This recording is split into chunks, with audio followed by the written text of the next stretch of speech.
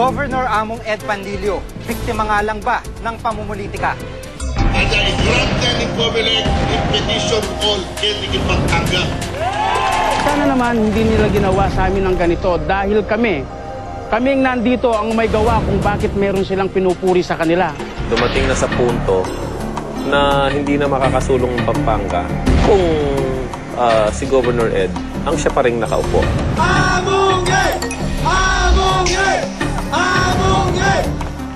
Ang importante dyan, yung mga taong nasa baba ay nakasuporta sa atin. At nakahandang mga taong itaguyod, ipagpatuloy ang pagbabago sa politika sa Pampanga. Matatanda sa lansangan, paano pinangangalagaan? Iisip ko ba, kung medyo masama na ang pakiramdam ko, magpapasagasa ka lang. Naniniwala kaming hindi dapat ilipat. So okay sa amin na magkaroon ng construction ng bagong facility para sa mga matatanda dito sa Tanay Rizal. Pero huwag mong i-close. Yan na lang ako makamata. Isyong malalim at makabuluhan. Buong tapang na binusisi at binantayan dito sa Reporter's Notebook. Ang naninirahan sa lansangan. Sa pagdating at paglipas ng National Elderly Week, ano nga bang ginagawa sa unti-unting paglala ng problemang ito?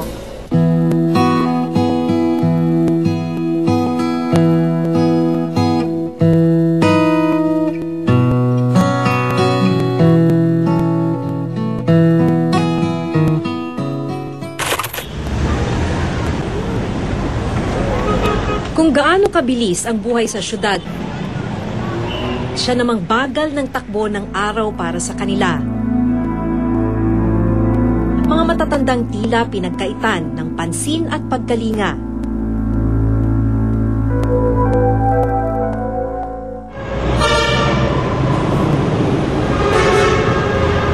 Nadadaanan ng mga taong abala at nagmamadali.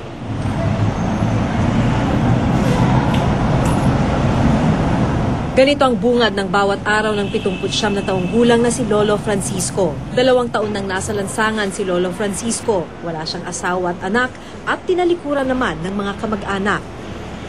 Hindi ako kapatid. Umiyak ako sa pagkakinawa sa akin. Kaya ang totoo niyan, lahat ng mga sobrino ko sa akin tumutulong. Kaya tumutulong ako. Minsan pagtulong ko dyan, talagang parang iniisip ko. Sayang na sa kuyang pag mag-asakit sa enda.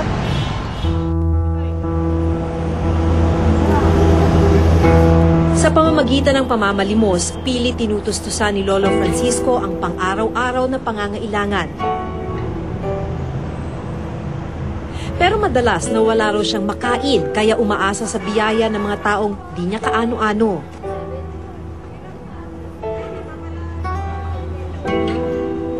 Kaya kung minsan binibigyan ako ng pagkain, natutulungan lang ako dahil sabi ko, malaking pasalamat ka sa nagbibigay sa akin.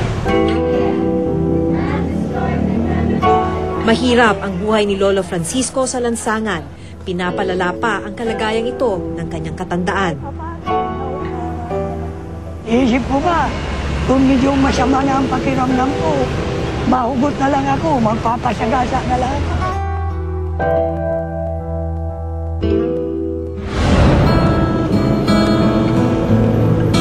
Hindi nag-iisa sa ganitong kalagayan si Lolo Francisco. Unti-unti nang nanghihina ang pangangatawan ng 77 taong gulang na si Lola Gloria dahil sa sakit na hika. Naglayas ako ng araw. Naglayas ako. Liyasan ko yung mga pero patay na yung mga magulang ko, both side. Nung naglayas ako, nandyan ako sa mga pinsang ko.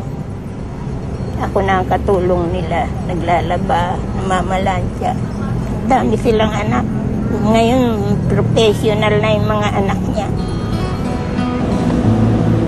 Pumanaw na ang kanyang asawa at nag-iisang anak, kaya ngayon tila umaasa na lamang si Lola Gloria sa sino mang malilimusan ng tulong.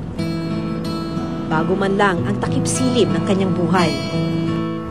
Yan na lang ako mapakamatay.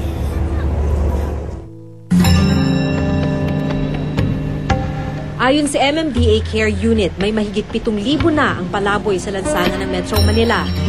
Sa bilang na ito, mahigit 80 ang matatanda. I hate to be pessimistic, no, but there's kind of a, in one sense, Philippine culture works against the welfare of older people. In a sense of there's kind of a feeling of older people are well taken care of, and the government itself says the family is primarily responsible for older people, but that's becoming less and less true. Ayon sa DSWD, hindi nila kinaliligtaan ang paghahatid ng serbisyo sa mga inabandona at pag-alagalang matatanda. Nandiyan dyan yung tinatawag nating golden acres, no? Na kung saan yung mga matatanda na hindi na naaalagaan ng mabuti ng kanilang mga kanilang pamilya ay maaring matulungan natin. Ito ang Golden Acres sa Quezon City, institusyong nangangalaga sa matatandang inabandona. Karamihan sa mga nakatira rito, mga dating palaboy sa lansangan. Oo nga po, hindi na po ako nalalaman ng mga anak ko. Isang taon na sa Golden Acres ang 78 taong gulang na si Lola Clara. Ito na ang nagsilbi niyang tahanan mula nang palayasin daw siya ng kanyang hipag at maligaw sa Maynila. Mula noon wala na siyang balita sa kanyang mga anak. Umaasa na lamang na muli niyang mayakap ang mga ito bago pa raw maging huli ang lahat. Ang dinadasal ko lang po, kung hindi man nila ako madalaw, kunin nila ako sa itaas. Yun po lang ang gusto ko.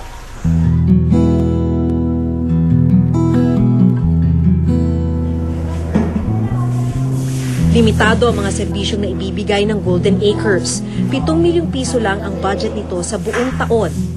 Aminado ang pamunuan na kulang ito para tustusan ang lahat ng mga pangangailangan sa Golden Acres.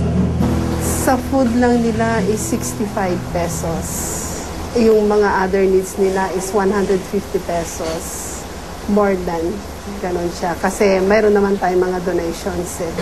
Kailangan natin talagang i-budget mo ng husto, ng maayos para maibigay lahat ng pangangailangan ng mga ating mga matatanda. Mahigit 240 ang matatandang nasa Golden Acres dahil kulang sa pasilidad, maging ang mga pasilyo, nilagyan na ng kama. Ang ilan sa matatanda, walang mahigaan.